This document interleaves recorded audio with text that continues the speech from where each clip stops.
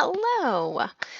This is going to be a video about how to do your forecast discussion. It's going to start with the basics of how to download them or click on them and make the file your own. So we'll start there. We're going to click on, you're going to go to, in D2L, you're going to go to Course Materials, Weather Forecast Discussion, and then just click on the link. It should pop up for you. This is a viewer-only file for you guys, so my internet's running really slow. What you're going to do is you are either going to make a copy and make your own copy that you can edit, or you can download it and then edit. This you are going to submit in D2L, just like you did with your labs. You're going to do that under Activities right here. And so we have the weather forecast discussion tab. You'll go in there and you'll submit it the same way, except you don't have to take screen captures. This is all done electronically. Okay, so there we go.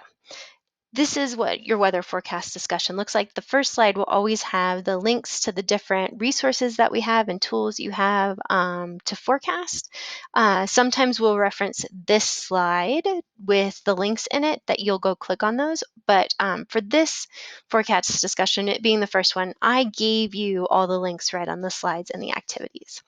The first slide we are going to look at, it's basically one of our upper air maps. Yours is going to look different because I'm going to give you an upper air map from hopefully either Tuesday night or Wednesday morning. So you'll be able to see some different things because there's a big snowstorm coming, right? So here we have some questions that you're going to answer about this. There's a lot of like make a circle. So again, we use the shapes. You're going to make a circle where you need to, right? Just like that. And then you're going to use the tools in Google Slides to change that. So you're going to make this transparent. You can make the lines bigger, bolder around where you're circling, and then you can change the color. Okay, and so there's questions that you're going to answer about date and time, what level this is, what this map is showing, and then find some things on the map. Like I said, it won't be this that you're seeing here right now. It won't be this map, but it will be the same height, the same type of map, just at a time that's closer, because I'm making this video on Monday. Okay, so moving on, I think that explains everything about that slide. Then we have the next slide. There is no image here because you're going to put one in there.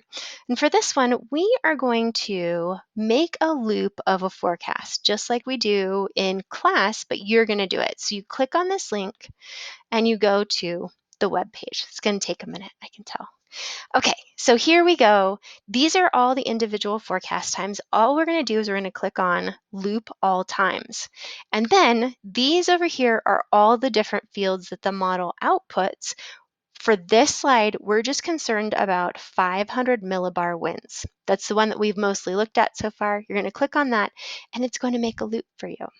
Okay, you're going to have this loop. You're going to answer some questions about the actual loop, but then you're also going to stop it at a specific forecast hour. So don't forget, up here we have what this map is showing. So isotax are lines of constant wind. Okay, that's our winds. And that's what these colors are. They're showing us different areas of winds. So like here is a bullseye of really high wind speeds. This right here is telling us what our forecast that is. So this forecast is 54 hours out.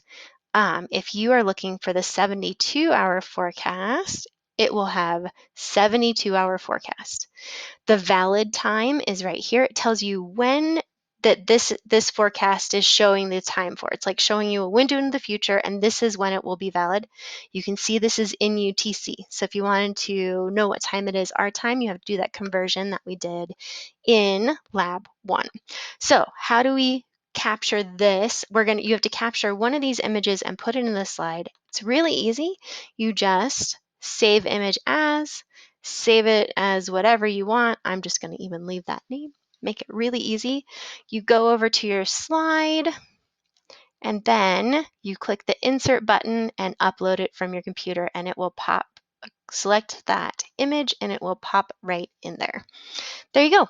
And then again, there's some questions about circling things and answering some questions about it. Some of the questions you may think, I have no idea how to answer this. Just do your best. Give your best shot. Give your best, put on what you've learned so far as a forecaster, which may not be a lot, but I just want to know what you think might be happening. Okay, next up, we have our third and last slide. And this, we're going to click on that link again. I'm not going to do it again because I don't want to take it the time to load, but you're going to go back to this web page. You're going to keep loop all times checked, and then you are going to explore. There's all these fields here that you could choose from.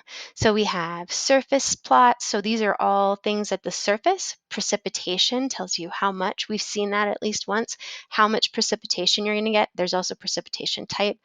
These are for, they're much more advanced and they're for like thunderstorm forecasting.